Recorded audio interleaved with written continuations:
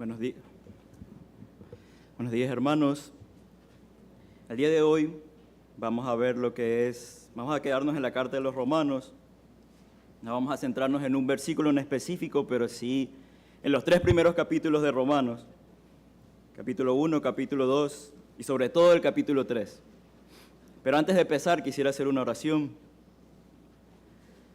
Padre, te doy gracias, Señor, por este tiempo que tú has permitido en que todos estemos aquí, Señor. Te pido, Dios, que por favor seas tú ayudándonos a cada uno de nosotros a poder comprender esta verdad tan grande y tan importante, Señor, que es el Evangelio, el mensaje de salvación, Señor. Que todo aquel creyente que esté escuchando esto, Señor, podamos volverlo a escuchar y saber de que este fue el medio por el cual nosotros ahora estamos aquí, teniendo ese acceso a esa gracia para ti, Señor, que nos ayude en nuestra santificación. Y asimismo, toda aquella persona que está aquí, que no es creyente, Señor, pueda ser salvado por medio de tu palabra, Dios. Ayúdanos, Señor, en nuestra debilidad. Manténnos enfocados en lo que vamos a escuchar ahora, Señor. Gracias en el nombre de Jesús. Amén. El día de hoy existen muchísimos mensajes que uno puede tener, sobre todo en las redes sociales, en el internet, que nos pueden ayudar para diferentes cosas, diferentes cuestiones, ya sea cotidianas, ya sea de trabajo, ya sea de cualquier cosa, mucha información, muchos artículos, muchos mensajes.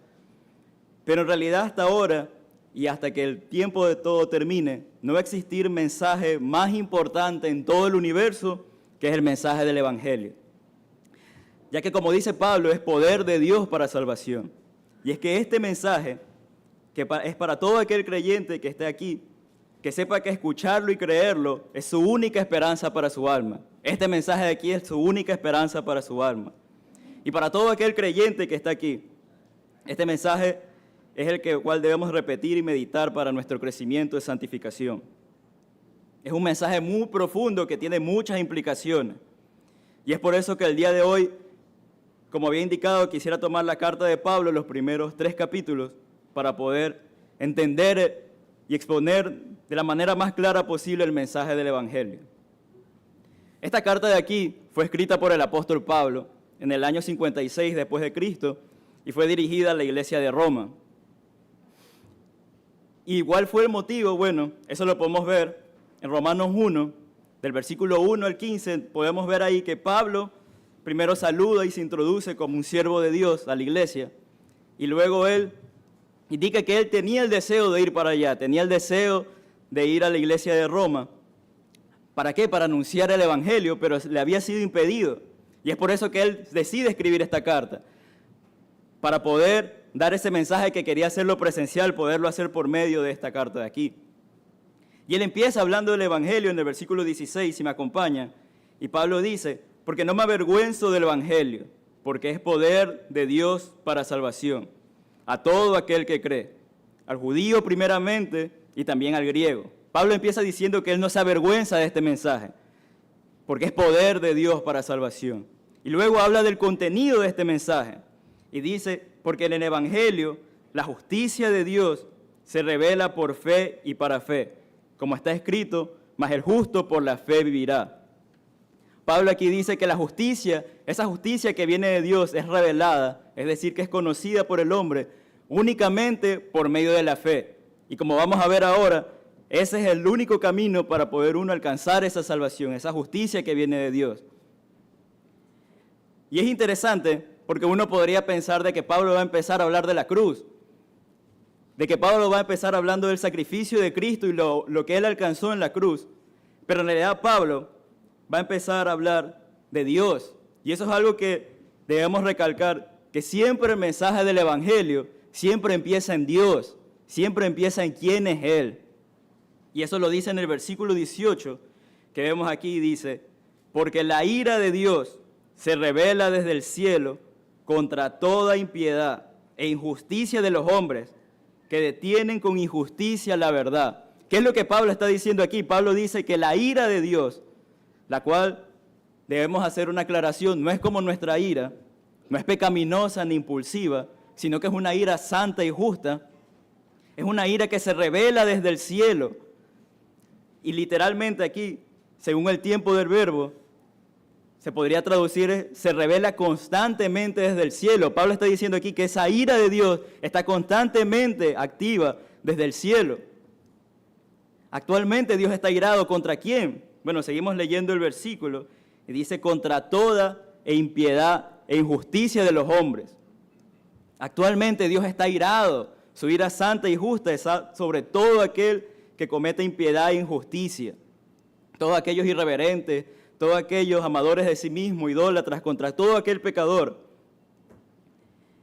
Jonathan Edwards, hablando acerca de la ira de Dios en uno de sus famosos mensajes, dijo lo siguiente para poder ilustrar un poco esta parte, y dice, la ira de Dios es como mucha agua embalsamada en un dique. Con el tiempo aumenta más y más, hasta que finalmente se le da un desahogo. Y mientras más dure la retención del líquido, más rápido y poderoso es el torrente una vez que lo libera. Jonathan Edwards ilustra la ira de Dios como aquella que está en un dique y que cada vez se va acumulando con más agua y más agua y más agua, hasta que de repente se rompe ese dique y toda esa agua destruye todo lo que viene a su paso. Y así mismo también, como para poder ilustrar de una mejor manera y que podamos tener presente que es la ira de Dios y cómo ésta está constantemente sobre el pecador, podemos ir al Salmo 7:11. Si me pueden acompañar a ir al Salmo 7:11. Aquí David habla acerca de esta ira, la cual no es momentánea, de un momento, la cual, como algunos pueden pensar, solo está cuando al final de los tiempos, sino que es una ira que sucede ahora. Salmo 7, versículo 11.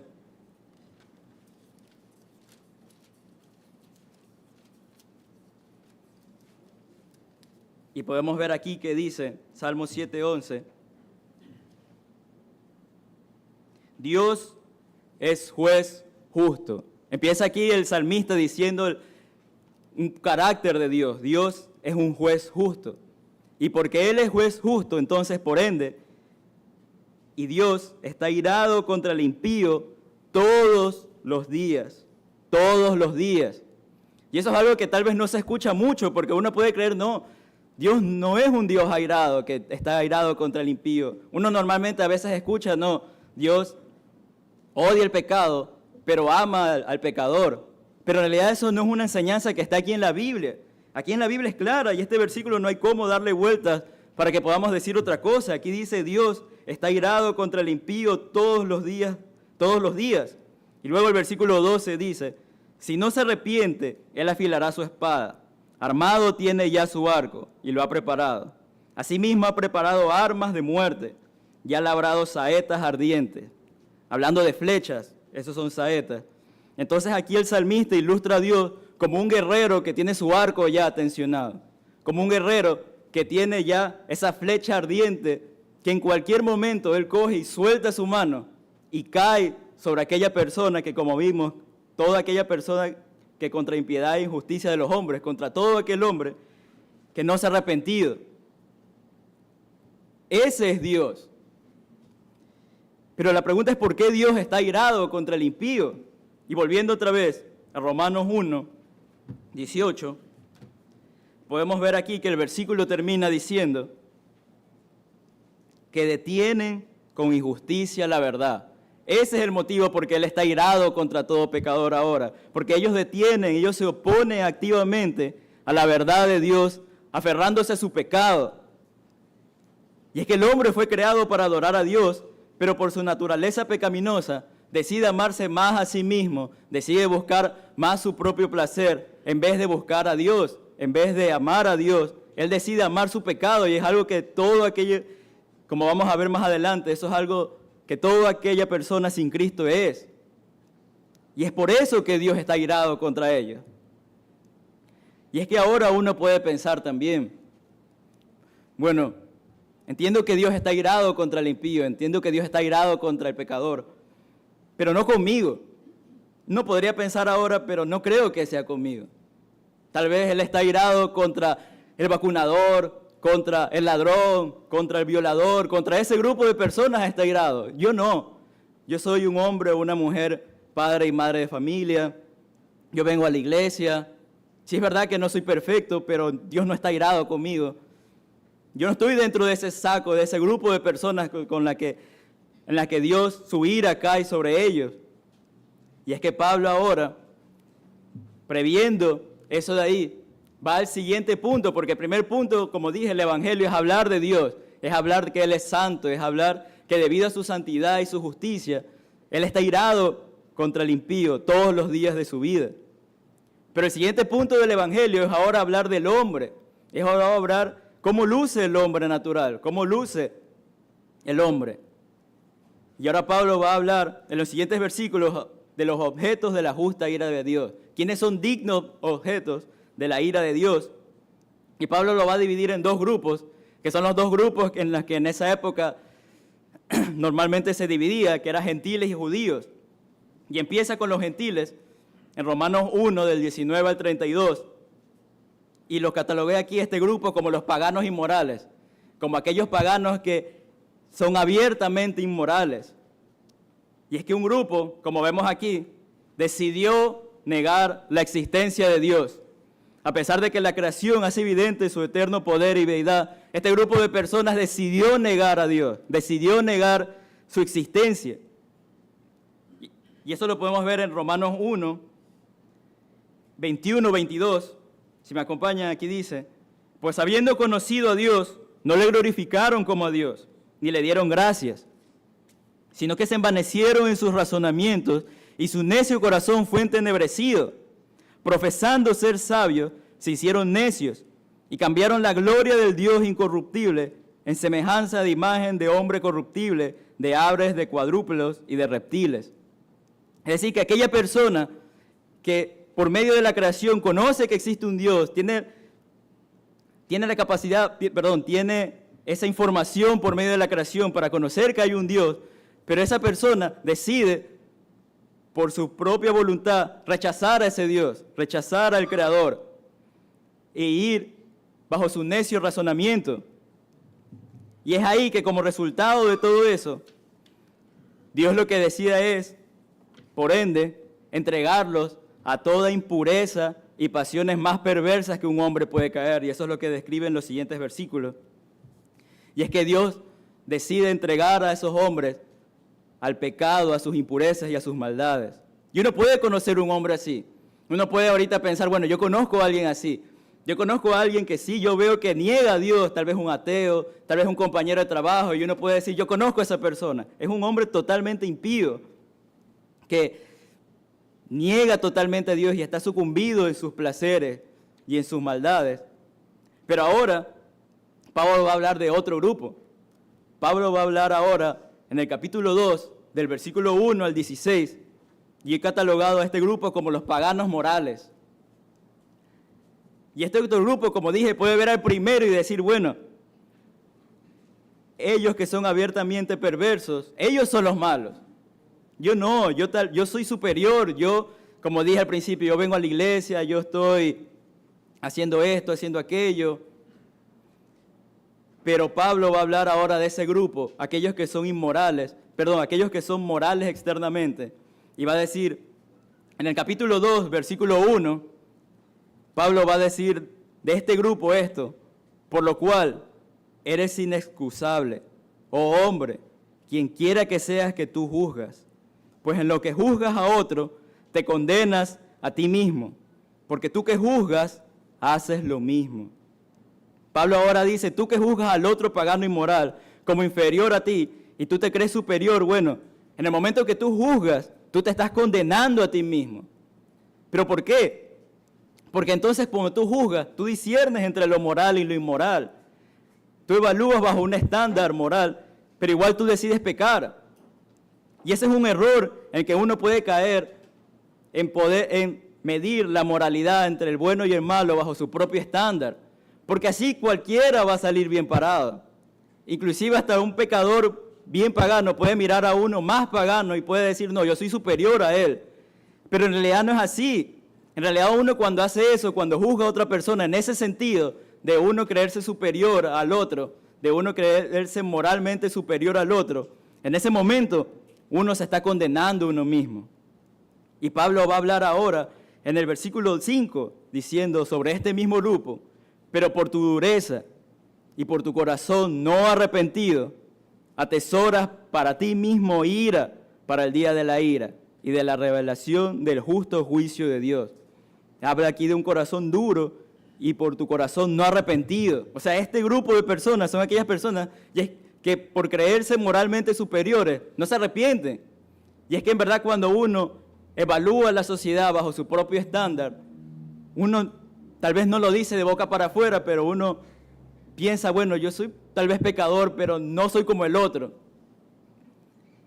Y eso no es un corazón arrepentido de verdad. Alguien que mide al mundo de esa manera es un corazón no arrepentido. Y está atesorando para sí ira para el día de la ira. Y ahora Pablo va a ir al otro grupo de personas que son los judíos, aquellos que confiaban en sí mismos, en su moralidad y en su etnia. Y Pablo dice, son hipócritas. Su fachada religiosa y los ritos externos no sirven de nada si sus actos no la acompañan, que eso demostraría que ha cambiado en el interior. En el versículo 28, en el mismo capítulo 2, podemos leer, en el versículo 28 del capítulo 2 dice, pues no es judío el que lo es exteriormente, ni es la circuncisión la que hace exteriormente en la carne, sino que es judío el que lo es en el interior, y la circuncisión la del corazón, en espíritu, no en letra, la alabanza del cual no viene de los hombres, sino de Dios. Hablando de un sentido moral aquí, dice que aquella persona,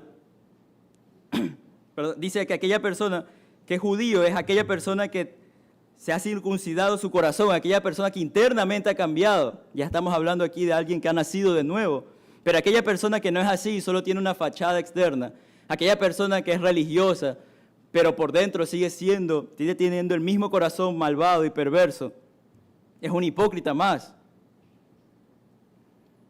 Entonces Pablo no sé si se han dado cuenta, pero Pablo lo que está queriendo aquí es lanzando dardos a toda la humanidad, escogiendo y diciéndole, tú eres malo, tú piensas que eres bueno, pero tú eres malo, y está lanzando dardos a todos.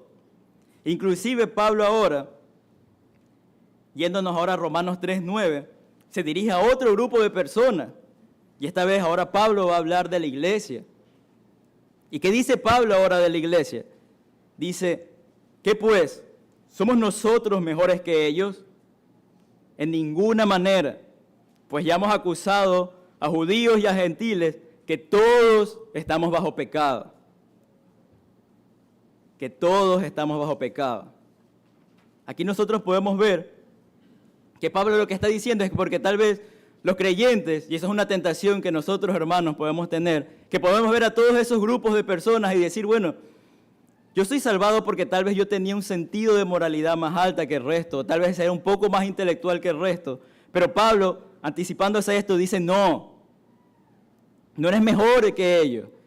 Ya hemos dicho que todo aquel judío y gentil, o sea, todo el mundo, todos estamos bajo pecado, todos hemos pecado, todos estamos en un mismo saco, malvados y merecedores de la ira divina.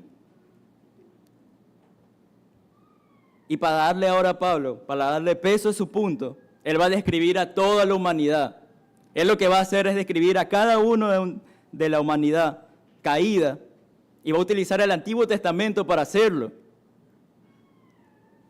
Pablo primero empieza con una descripción de la humanidad hablando del carácter del acusado.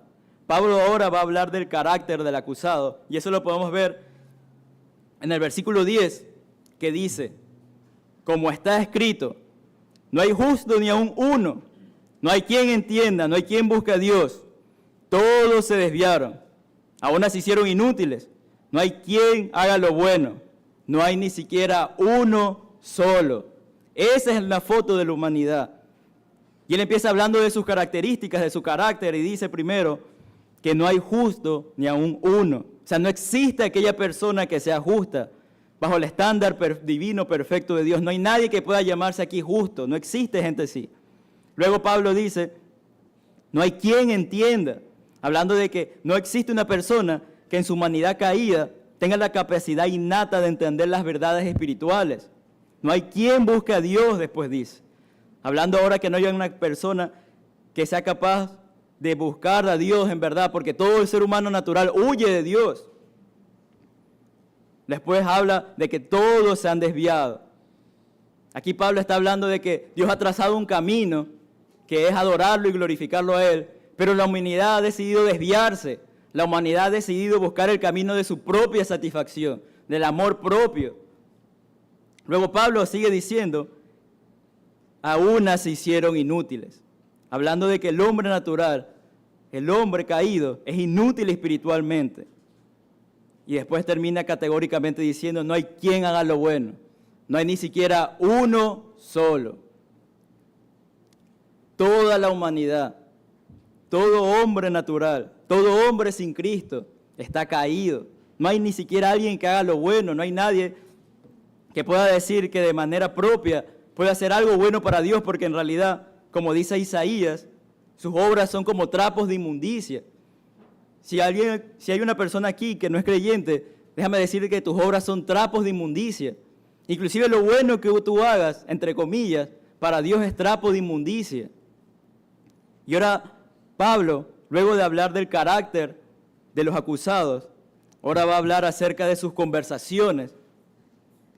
Y eso lo vemos ahora en el versículo 13 de Romanos 3, y dice, sepulcro abierto es su garganta, con su lengua engaña, veneno de áspides hay debajo de sus labios, su boca está llena de maldición y de amargura. ¿Por qué Pablo dedica un espacio de lo que tiene aquí escrito para hablar acerca de las conversaciones? Y es porque una conversación dice mucho de una persona. Jesús dijo, de la abundancia del corazón habla la boca. Es decir, que las conversaciones que uno tiene revelan el estado de tu corazón. Y aquí Pablo habla de que las conversaciones del hombre natural, dice que primero los compara con un sepulcro abierto, es decir, con una tumba abierta, algo apestoso, algo podrido. Entonces él dice que toda aquella persona cuyo corazón está muerto solo puede generar palabras muertas nada más, sin algún peso espiritual. Luego habla de que están llenas de engaño y manipulación, de que con su lengua engañan y manipulan a las personas. Luego compara que lo que hay debajo de sus labios como veneno de áspides. Aquí lo que quiere decir es como un veneno de serpiente. Él compara esas conversaciones con eso, las cuales están dispuestos a herir al prójimo. Y por último termina diciendo que su boca está llena de maldición y de amargura. Es decir, cuando habla de maldición es que alguien que desea lo peor a otra persona, con insultos, con críticas, con difamación, y después amargura, hostilidad emocional hacia alguien, resentimiento, entre otras cosas. Esas son las conversaciones de aquella persona sin Cristo, de la humanidad caída. Luego, Pablo ahora habla de la conducta de los acusados.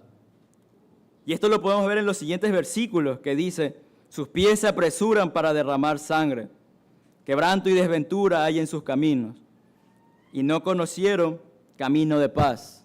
Lo que Pablo aquí está diciendo es que sus pies, cuando dice que sus pies se apresuran a derramar sangre, es que la tendencia del hombre es ir a herir a otra persona, inclusive a llegar a matar a otra persona.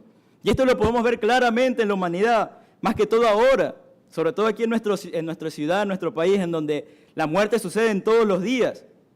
Allá en el Oriente hay guerras, en Europa también hay guerras. El hombre tiende a eso, el hombre tiende a destruir y a matar a su prójimo. Y tal vez en unos es más notorio que otros. Uno puede pensar aquí, bueno, yo no he matado a nadie. Pero en realidad todos hemos pecado, como dice Jesús, en odiar a una persona. Y cuando uno odia a alguien, está matando a esa persona en su corazón, porque el odio es el inicio que desencadena al llegar a asesinar a alguien. Luego, Pablo habla de que en su camino llevan destrucción y miseria. El pecado ha traído en el hombre ruina y miseria. Y debido a su pecado, Pablo termina diciendo que no hay paz en sus caminos.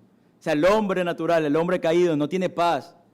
Es una falsa paz la que él puede creer que tiene ahora, pero en realidad no tiene una verdadera paz, ni con su prójimo, ni con Dios. Y por último, Pablo va a hablar ahora del motivo de la impiedad. Y termina, y eso lo vemos en el versículo 18 que dice, no hay temor de Dios delante de sus ojos. No hay una reverencia hacia Dios. El hombre vive desafiando la autoridad de Dios. Esto lo podemos ver como un niño, el cual ha decidido hacer berrinche frente a su padre, el cual ha decidido deshonrar a su padre y simplemente vive como un impío. Y abiertamente delante de su padre dice malas palabras, lo desobedece, no le importa nada. Así es el hombre natural. No tiene temor de Dios, no tiene reverencia hacia Dios. Más bien él, su corazón tiende a desafiar su autoridad siempre. Y es que el pecado es así. Cada vez que uno peca, está desafiando la autoridad de Dios. Es como decir, está poniendo su puño en la cara de Dios y le está diciendo, tú dices que yo vaya a la derecha, pero yo decido ir a la izquierda. Yo voy a hacer lo que a mí me da la gana. No me importa tu autoridad. Yo voy a hacer lo que yo quiera. Y eso es horrible. Pero así es la humanidad caída. Así es el hombre. En realidad, todo esto que Pablo dice debería llevarnos a pensar que no somos como hemos creído. Si alguno aquí dice que yo soy bueno y mira al otro y dice el otro es malo, yo soy bueno, eso es una gran mentira. No hay justo ni un uno. Es un error catalogarse como bueno. Es un error mirar al otro y sentirse superior moralmente. No, todos estamos en un mismo saco. Toda la humanidad ha caído. Todos hemos pecado de alguna otra manera. Todos hemos desafiado la autoridad de Dios. Y por ende todos somos dignos objetos de la ira de Dios. Todos somos dignos objetos de la ira de Dios. Pero Pablo no termina con esto. Y ahora Pablo va a hablar de las consecuencias por haberse rebelado contra Dios. Y esto lo vemos ahora en el versículo 19 y 20. Pablo dice, pero sabemos que todo lo que la ley dice, lo dice a los que están bajo la ley, para que toda boca se cierre y todo el mundo quede bajo el juicio de Dios. Primero dice, pero sabemos que todo lo que la ley dice. ¿Qué es lo que la ley dice? Bueno, la ley dice, el estándar aceptable es una obediencia perfecta. La ley, el estándar que Dios acepta en cuanto a la obediencia de la ley es, haz esto perfectamente y vivirás. Ese es el estándar de Dios.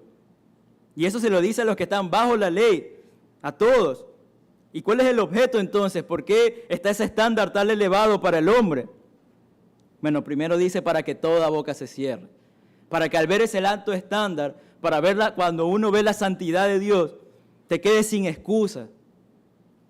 Te quedes sin excusa, sin algún argumento del favor tuyo. Ya que viendo la santidad de Dios y la bajeza de tu pecado, digas, yo no alcanzo el estándar que Dios demanda. No tengo argumento del favor que yo pueda decir conmigo. Y luego dice, y todo el mundo quede bajo el juicio de Dios. Todos quedamos bajo el juicio de Dios. Al ver que uno no puede alcanzar ese alto estándar de Dios, uno quede bajo el juicio y reconozca y diga, estoy bajo el juicio divino. Y Pablo termina ahora categóricamente hablando sobre la incapacidad humana. Y esto es un cuadro más triste todavía, porque explícitamente en el versículo 20 dice, ya que por las obras de la ley ningún ser humano será justificado delante de él.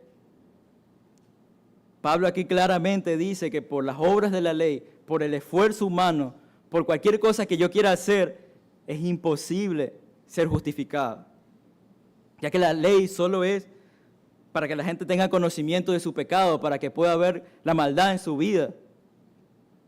La justicia de Dios demanda una perfección y uno jamás puede alcanzar eso. Y ese es el problema que tiene la humanidad. Y es que hay una incapacidad que Pablo habla aquí, el ser humano, es por causa de la santidad de Dios. Y es que en realidad el ser humano está en ese punto, el ser humano natural está en ese punto, y es que tiene dos problemas en realidad, dos problemas que están relacionados con la santidad de Dios. El primer problema que tiene es que Dios requiere que todo aquel que se acerca a Él sea santo como Él. Él no va a rebajar su estándar porque nosotros no lo llegamos a cumplir. Eso iría en contra de su santidad. Jesús dijo, en Mateo 5:48, sed pues vosotros perfectos, como vuestro Padre que está en los cielos es perfecto. Ese es su estándar. Si uno quiere ir y acercarse a Dios, necesitas esa perfección, necesitas cumplir la ley perfectamente y es imposible. El hombre no puede cumplir la ley perfectamente, es imposible. Y el segundo problema que el hombre tiene es que porque Dios es santo y justo, requiere que nuestro pecado sea castigado. Requiere que nuestro pecado sea castigado. ¿En dónde? En el infierno. Porque de Jehová se dice en Números 14, 18, que de ningún modo tendrá por inocente al culpable. Dios jamás va a declarar inocente a alguien que es culpable porque iría en contra de su santidad. Entonces el segundo problema que el ser humano tiene es que él tiene que pagar por su condena. Y si uno decide, bueno, pagar su condena para que ya quedar libre de la culpa, déjame decirte que esa condena no dura 10, ni 15, ni 20 años, ni 50 años, sino que la condena que el ser humano merece por haber pecado contra Dios es una eternidad en el infierno. Solo así tú puedes pagar tu condena, pasando en el infierno, recibiendo la ira de Dios toda tu vida, toda tu existencia. Y es imposible saldar entonces una deuda con Dios. Ahora déjame decirte algo, que si alguno está aquí y está sin Cristo, esta es la foto de tu vida. Si hay alguien aquí que todavía no es salvado, si hay alguien aquí que no se ha arrepentido y ha creído en Cristo, esta es la foto de tu vida. Eres digno objeto de la ira divina. Tu naturaleza es caída, tu carácter, tus conversaciones, tu conducta son impías debido a que no temes a Dios. Estás condenado al infierno. Y lo peor es que no hay esperanza para ti por tus propios medios. No tienes ninguna esperanza. Porque no puedes tener esa justicia perfecta, alcanzar esa justicia perfecta, porque es imposible para ti, porque eres pecador. Y tampoco puedes pagar la culpa de tus actos, porque para pagarlo necesitas pasar en el infierno toda tu existencia. Como dice más adelante en Romanos 3:23, estás destituido de la gloria de Dios. Y ahora siguiendo con el flujo de ideas que llevamos hasta ahora, lo normal sería que los versículos siguieran diciendo, por lo tanto, Dios condenó a la raza humana. Y es que en verdad tal vez uno tiene la idea equivocada de que para Dios era necesario salvar a la humanidad, pero en realidad no es así. Si Dios hubiese decidido no salvar a la humanidad, hubiese sido justo. No hubiese sido injusto eso, hubiese sido justo de Dios. Ya que también uno puede ver a los ángeles, como Pedro dice en 2 de Pedro, los ángeles caídos, Dios no le proveyó salvación a ellos. Los ángeles caídos no tienen salvación. Y no es porque Dios sea injusto, para nada, eso es lo justo, porque ellos se rebelaron contra Dios. Asimismo nosotros, como humanos, pecadores, lo justo es que nosotros terminemos en el infierno. Eso es lo justo. Pero gracias a Dios, pero gracias a su misericordia, Él sí proveyó una esperanza. Porque en realidad, por nuestros propios medios no tenemos ninguna esperanza. Pero lo bueno es que el versículo, el 21, no empieza con un por lo tanto, sino que empieza con un pero, para cambiar el flujo de ideas de la desesperanza a la esperanza. Y hay una esperanza para el hombre que Dios ha brindado. Y es la que vamos a ver ahora en el versículo 21, que dice, pero ahora, aparte de la ley, dejando a un lado esa ley que es incapaz de justificar a un hombre, dejando a un lado todo sistema de reglas inventadas o morales que uno quiera hacer para alcanzar a Dios, dejando a un lado eso, que dice este versículo, se ha manifestado la justicia de Dios. En otras palabras, se ha hecho claro, se ha hecho evidente. Algo que antes estaba velado, ahora es claro. ¿Qué cosa? La justicia de Dios. Martín Lutero llama a esta parte y lo traduce, la justicia que proviene de Dios. Es una justicia que es ajena a nosotros. Esa justicia que nosotros necesitamos, Dios la ha provisto. Algo externo a la escena entró en la desesperanza que el ser humano estaba, en el hueco sin esperanza, esperando solo la condena. Llegó una justicia, llegó una esperanza, y es esa justicia que viene de Dios. ¿Y dónde la encontramos? ¿Dónde se ha hecho claro? Se ha hecho claro en la cruz, en Cristo, como lo vamos a ver. Es una justicia perfecta, es la justicia de Cristo. Esa es la justicia que yo necesito. Y cuando me refiero de la justicia de Jesús, es la justicia que Él acumuló aquí en la tierra como un hombre perfecto. Por eso es que Jesús vino a esta tierra como hombre, para poder vivir una justicia perfecta y absoluta. Él cuando vino a esta tierra, Él vino a cumplir toda la ley. Y eso lo podemos entender en algo que Jesús dijo en Mateo, si me acompañan a Mateo 3, del 13 al 15. Aquí tenemos el bautismo de Jesús, en el que Juan el Bautista estaba bautizando. Y era un rito judío eso del bautismo, que era para arrepentimiento de todo pecado. Y Jesús se acercó para bautizarse. Y es algo que uno puede decir, bueno, pero ¿por qué si el bautismo es para arrepentimiento de pecado, por qué Jesús se acerca a bautizar si Él no tiene pecado? Por eso es que Juan, como vemos aquí en Mateo 3:13, empieza diciendo aquí, entonces Jesús vino de Galilea a Juan al Jordán para ser bautizado. Mas Juan se le oponía diciendo, yo necesito ser bautizado por ti y tú vienes a mí. Como diciendo, yo soy el que he cometido pecado. Yo soy el que necesita un bautismo, pero tú no, porque tú eres perfecto. Juan entendía quién era Jesús. Y Jesús responde algo interesante en el versículo 15. Pero Jesús le respondió, deja ahora, porque así conviene que cumplamos toda justicia. Jesús vivió como un hombre, vino a esta tierra como hombre para cumplir toda la ley, para ser el hombre perfecto. Y eso lo vemos, que Jesús siendo hombre cumplió toda la ley y acumuló esa justicia perfecta. ¿Pero por qué? De favor de todos sus escogidos.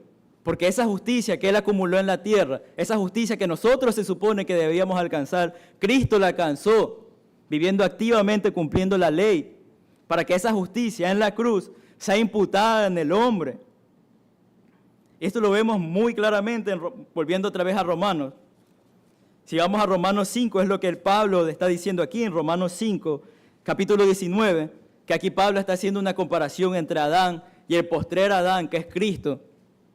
Pablo dice entonces ahora sobre Adán, en el versículo 19, porque así como por la desobediencia, lo que Adán cometió en el huerto de Edén, de un hombre, los muchos fueron constituidos pecadores, así también por la obediencia de uno, y aquí está hablando de Cristo, los muchos serán constituidos justos. Y es que por la obediencia de Cristo, los muchos son constituidos justos, y esta obediencia, esta justicia de Jesús, no es algo nuevo. Como dice, volviendo otra vez al capítulo 3, dice, testificada por la ley y por los profetas. Esta justicia es una justicia que fue testificada, que fue enseñada en el Antiguo Testamento. ¿Y de qué es lo que habla? Bueno, para resumir, habla acerca de la imposibilidad del hombre en alcanzar justicia propia. El Antiguo Testamento siempre resalta, para el hombre es imposible alcanzar esa justicia propia. Su única esperanza no tiene que venir de él mismo, porque él no tiene esperanza. Tiene que venir de algo ajeno a Él. Tiene que venir de Dios. Él es el que justifica al hombre. Esa es la esperanza de la humanidad, hermana. Y eso resuelve uno de los problemas. El hombre no puede alcanzar una justicia. El hombre es un pecador. Somos pecadores, somos malvados. No tenemos una justicia propia. No podemos alcanzar esa justicia perfecta de Dios. Pero Cristo proveyó esa justicia, cumpliéndola aquí en la tierra, e imputándola al hombre. Dios lo hizo posible, Dios proporcionó esa justicia que el hombre necesitaba. Pero ¿cómo uno puede obtener esa justicia?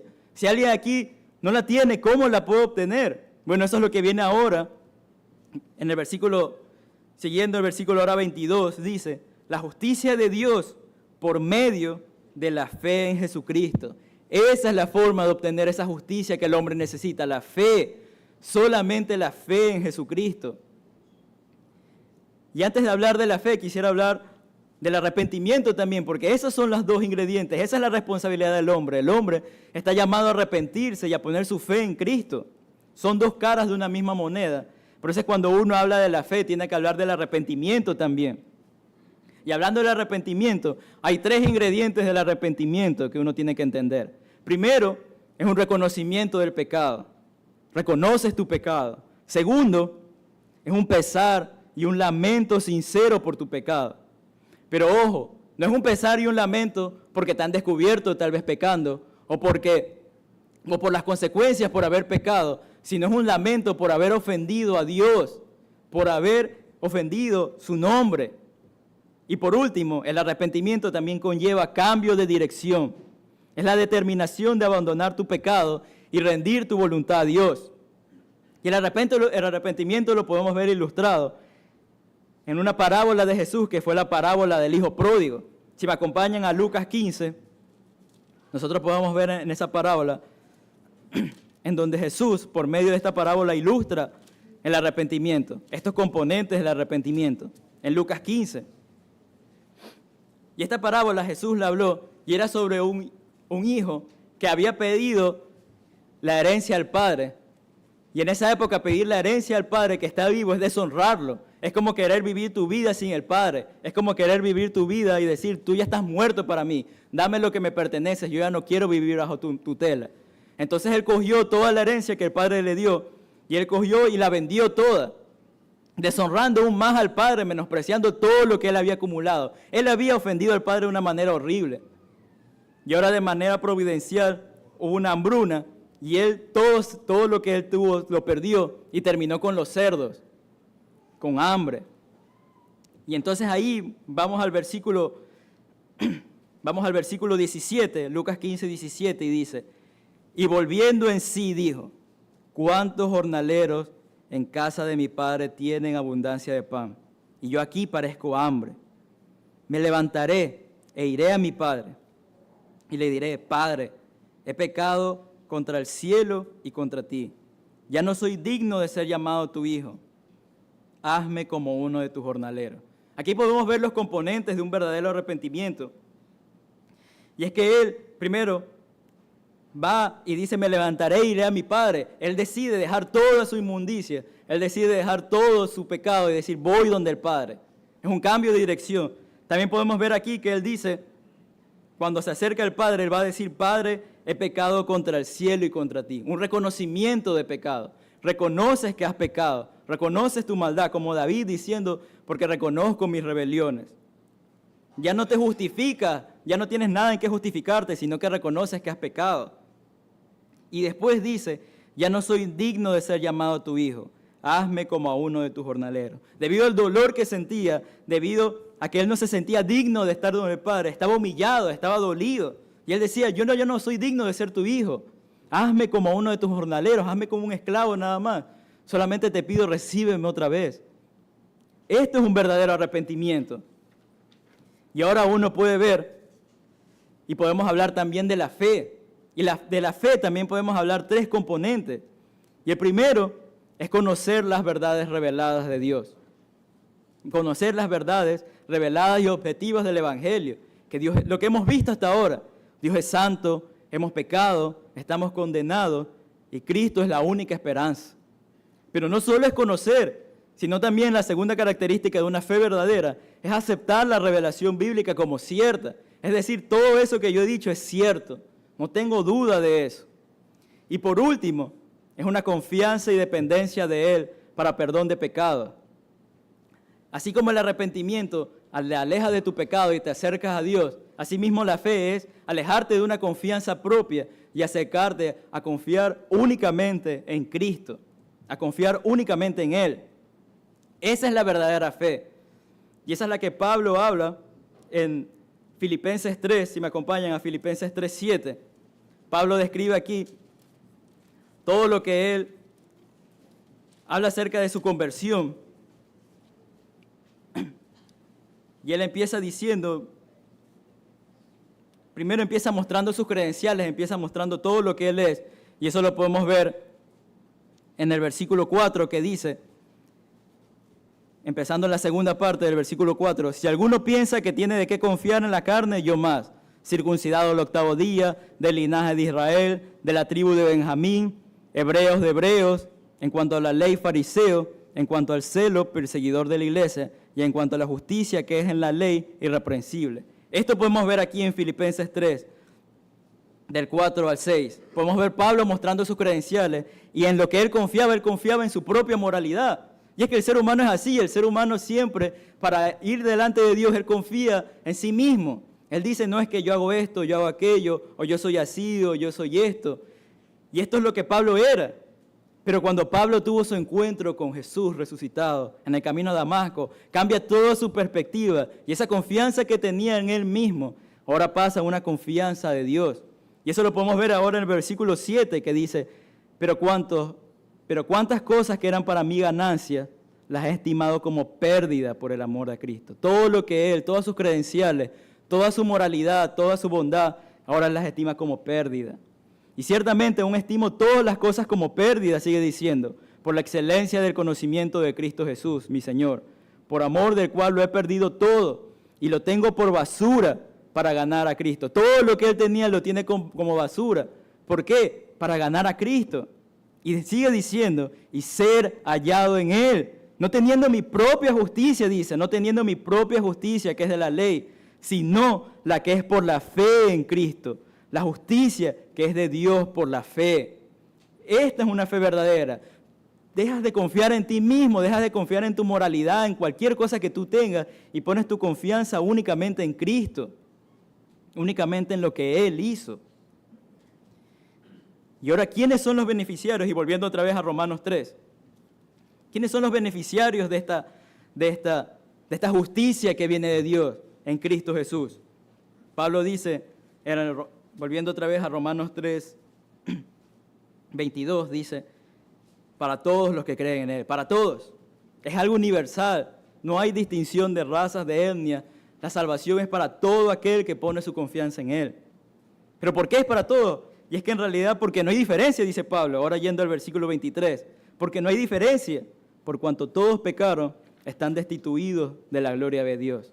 En tema de salvación no hay diferencia. Aquí no existen separaciones de etnia, separaciones de raza, separación de cualquier cosa, de inteligencia, de moralidad. Todos estamos en un mismo saco, como vimos. Todos tenemos el calificativo de malvado, perverso, digno de la ira de Dios y del infierno.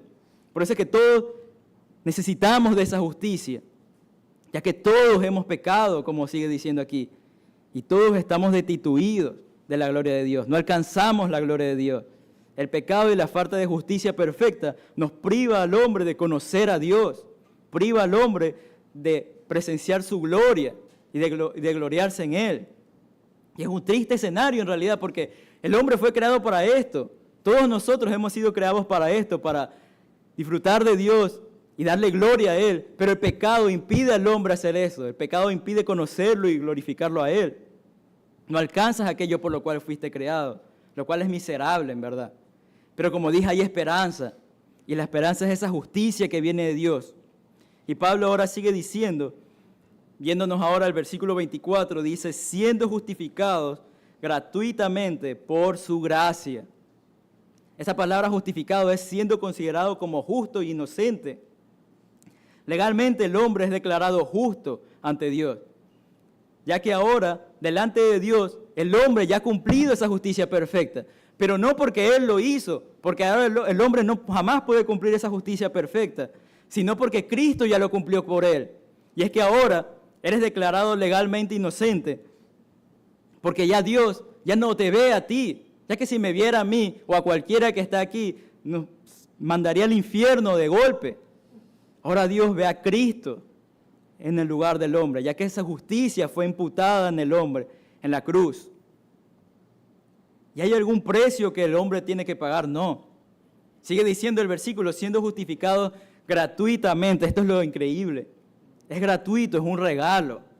El ser humano no se gana este regalo provisto por Cristo en la cruz. No viene de algún mérito propio. No existe mérito que yo haga para ganarme esa justificación. No hay. Yo no contribuí nada para ser justificado, absolutamente nada. El hombre no contribuye nada para ser justificado. Nadie de aquí puede contribuir nada para ser justificado. Ahora la pregunta es entonces, ¿qué movió a Dios entonces para salvar al hombre? ¿Qué es lo que lo movió a Dios entonces? Si el hombre no le podía ofrecer nada, ya que en realidad el hombre no le puede dar nada a Dios, ya que Dios inclusive es dueño de todo y no nos necesita. ¿Qué entonces movió a Dios? Y es lo que sigue diciendo el versículo, por su gracia. Que significa mostrar bondad o favor a alguien que no lo merece. Dios lo hizo por amor. No lo hizo por algo que yo haga o pudiera hacer, porque Dios no nos necesita. Dios salvó a la humanidad, Dios salvó a sus escogidos por gracia, por amor. Eso fue lo que lo movió a Dios a proveer una salvación. Y es algo hermoso. Y aquí hace eco este versículo tan famoso que estoy seguro que la mayoría lo conoce. Juan 3:16, porque de tal manera amó Dios al mundo, que ha dado a su Hijo unigénito, proveyó esa salvación, para que todo aquel que en Él cree no se pierda, mas tenga vida eterna. Y esa salvación viene mediante, y sigue diciendo el versículo, volviendo aquí a Romanos 3, mediante la redención que es en Cristo Jesús. Mediante esa liberación, la palabra redención es una palabra que significa obtener la libertad de una persona o sacarla de la esclavitud mediante algún pago de un precio justo. Entonces uno se preguntaría aquí, ¿de qué rescató Cristo a los pecadores? Bueno, los rescató de la culpa y de la condenación eterna por el pecado. Era necesario que Cristo fuese quien rescatara al hombre, porque nosotros mismos no podíamos ser libertados de la esclavitud del pecado. Y ahora queda resuelto un punto. Como lo que vimos ahora queda resuelto un problema que la humanidad tenía, y es que la humanidad necesitaba la justicia perfecta, y jamás la podía alcanzar, pero Cristo se lo proveyó. Pero hay otro problema ahora que agobia a la humanidad, ya que si bien Dios proveyó de esa justicia, imputó la justicia a sus escogidos y ahora son libres de condenación y culpa, uno se puede preguntar ahora, ¿y qué pasó con el castigo? Porque el hombre merece el infierno. ¿Qué pasó? Dios simplemente cogió y perdonó al hombre y olvidó simplemente el pecado. Dijo, bueno, voy a hacer como que si el pecado no sucedió. Sí, yo te amo, yo te salvé, y el pecado lo va a poner como debajo de una alfombra y me voy a olvidar de él. Nadie va a pagar por ese pecado. Eso sería injusto. Declarar a alguien como inocente sin recibir el castigo sería injusto. Pero es aquí que entra lo siguiente que vamos a ver. Y es que uno sabe que Dios por amor decidió soberanamente proveer salvación a la humanidad caída, para que los muchos sean declarados justos. Pero en el momento que Dios, en la eternidad pasada, determinó que iba a salvar a la humanidad, también Él determinó un plan para que su justicia no sea mancillada. Y eso lo vemos ahora en el versículo 25 que dice, a quien Dios puso como propiciación por medio de la fe en su sangre. A quien Dios, aquí está hablando de Cristo, Dios literalmente exhibió públicamente a Cristo. Eso es lo que dice este versículo, esta palabra puso, es exhibir públicamente. A quien Dios exhibió públicamente, a Cristo lo exhibió públicamente, ¿cómo? Propiciación. Esta simple palabra, tan profunda y con tantas implicaciones, resuelve el otro problema. Dios exhibió públicamente a Cristo como aquel que iba a expiar el pecado con su muerte, ya que Él en la cruz fue un sacrificio propiciatorio. ¿Y qué significa esto?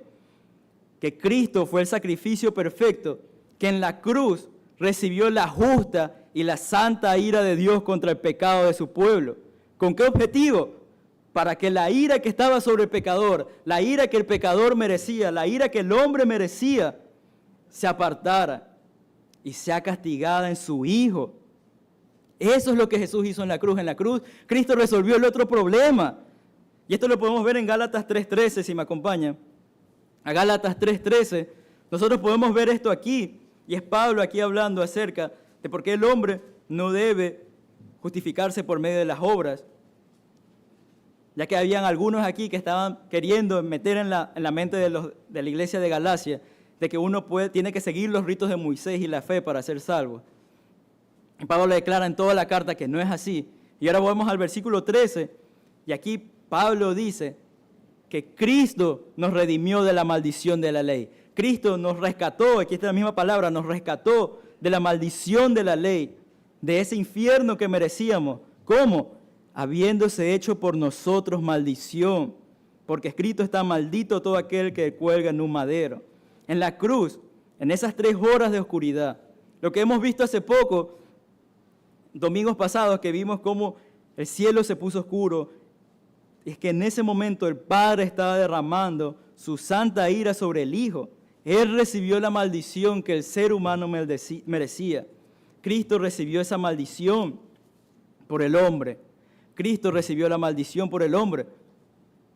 Él recibió el justo castigo que el hombre merecía. La culpa y el castigo por el pecado se la llevó Cristo. Como dice el Salmo 103:12, como está de lejos el oriente del occidente, así alejó de nosotros nuestras transgresiones. Y aquí se resuelve el otro problema, ya que el hombre merecía ese castigo, el hombre merecía la maldición de Dios, el infierno eterno, pero es por medio de lo que Cristo hizo en la cruz, ese sacrificio expiatorio. Él recibió el castigo por el hombre, y ahora Él puede ser justo, y eso es lo que vemos más adelante. Como sigue diciendo el versículo 25, dice, para manifestar su justicia a causa de haber pasado por alto en su paciencia los pecados pasados. ¿Por qué Dios exhibió públicamente a Cristo como propiciación, como ese sacrificio expiatorio que iba a recibir la ira de Dios? Era para demostrar, manifestar, esta palabra es demostrar algo, dar evidencias de algo, demostrar su justicia, dice aquí, demostrar que Él es justo. ¿Pero por qué Dios tenía que demostrar que Él es justo? A causa de haber pasado por alto en su paciencia los pecados pasados. Debido a que Dios, hablando de pecados pasados, está hablando del antiguo pacto. Dios había dejado pasar en su paciencia los pecados de muchos santos del Antiguo Testamento, de Abraham, de Adán, de Isaac, de Jacob, de David, de todos ellos. ¿En qué sentido los pasó por alto? Bueno, en el sentido de retribuirle el justo castigo y final, que es la muerte eterna, no solo física, sino espiritual. Eso es lo que todos los hombres del Antiguo Testamento merecían. Pero Él en su paciencia lo dejó pasar por alto. Y ahora, en la cruz, el sacrificio de Cristo deja evidente que todos aquellos que Dios salvó en el Antiguo Testamento, su pecado no fue simplemente olvidado, sino que Cristo recibió el castigo de todos aquellos del Antiguo Testamento que habían pecado. Él pagó por ese castigo. Y luego sigue diciendo en el versículo 26, con la mira de manifestar en este tiempo su justicia, la misma estructura que vimos antes, con la finalidad de demostrar ahora en este tiempo que Él es justo, a fin de que Él sea el justo y el que justifica al que es de la fe de Jesús, con el propósito de que Dios de manera consistente y sin contradecir su esencia, sea dos cosas, como dice este versículo, sea justo y sea aquel que justifica al impío, sea aquel que declare como justo al pecador. Ya que como MacArthur una vez dice, el verdadero problema no es que Dios haga que los pecadores alcancen a un Dios santo. Ese no es un problema, que Dios haga que los pecadores alcancen a un Dios santo. El verdadero problema es que un Dios santo, que el Dios santo estuviera dispuesto a aceptar a pecadores sin llegar a ser de injusto. Ese era el verdadero problema. Y como dije al principio, ese era el problema. Pero ahora fue resuelto en Cristo. Dios declaró como inocente al impío, pero al mismo tiempo el pecado fue castigado en Jesús, quien voluntariamente decidió recibir la ira del Padre por amor de sus escogidos. Como dice el Salmos 85:10, la misericordia y la verdad se encontraron, la justicia y la paz se besaron. Es en la cruz en que esas dos cosas se hacen consistentes. El que Él justifica al pecador, en que Él salve al pecador, pero al mismo tiempo su justicia no sea mancillada. Es un plan perfecto en realidad. Y eso resuelve, como dije, el problema de la humanidad, ya que Cristo imputó su justicia perfecta a los impíos y al mismo tiempo también recibió el castigo que ellos merecían. ¿Y quiénes son partícipes de esto? ¿Y quiénes pueden ser partícipes de esto? La respuesta termina en el versículo, volviendo otra vez a Romanos 3.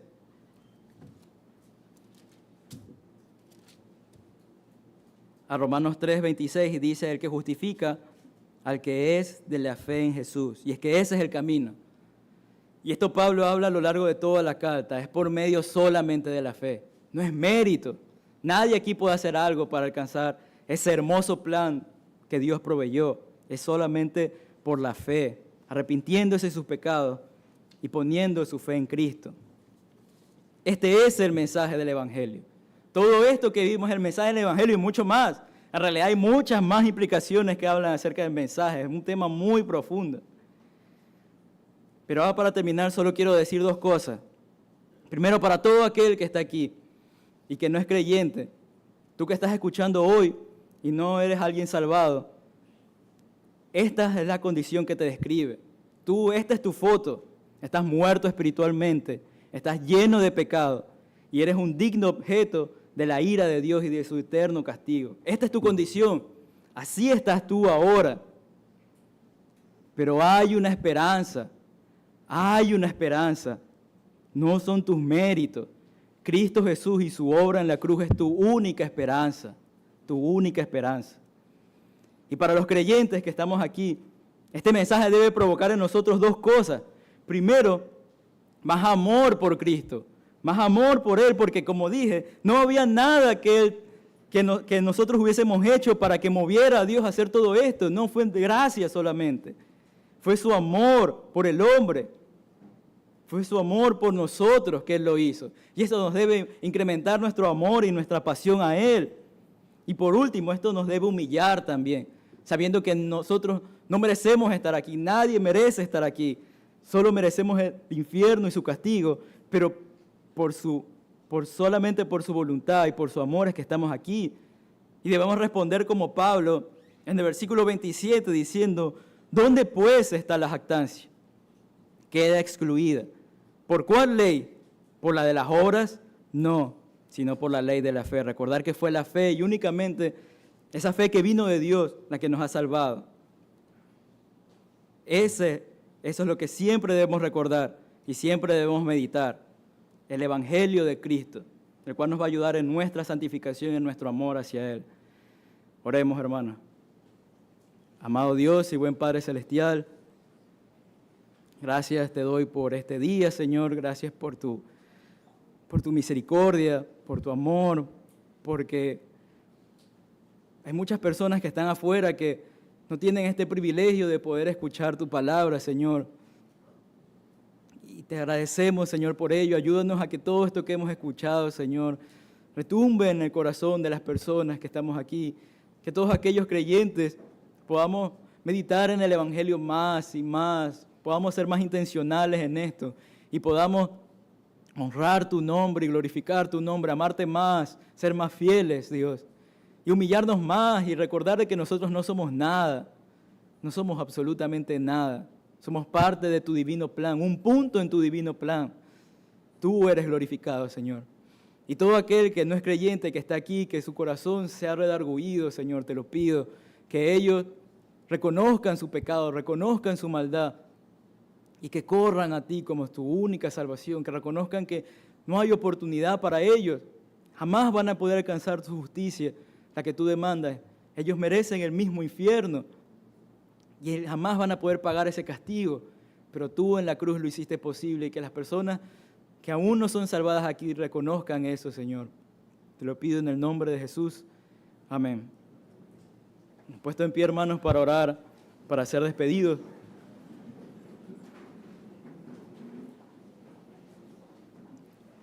Padre, te doy gracias por este tiempo que tú has permitido que estemos aquí, Señor. Gracias por tu palabra, gracias por el privilegio de haberte adorado, de haber cantado, de haber estado aquí, Señor, dándote la gloria. Ayúdanos en el transcurso de la semana, perdona nuestros pecados y podamos ser más intencionales en amarte y en glorificar tu nombre, Señor. Y ahora que vamos a salir, cuídanos a cada uno de nosotros y guárdanos en el camino de nuestro hogar. Y en este tiempo de comunión también que podamos glorificar tu nombre en nuestras conversaciones, Señor. Te doy gracias por todo, en el nombre de Jesús. Amén.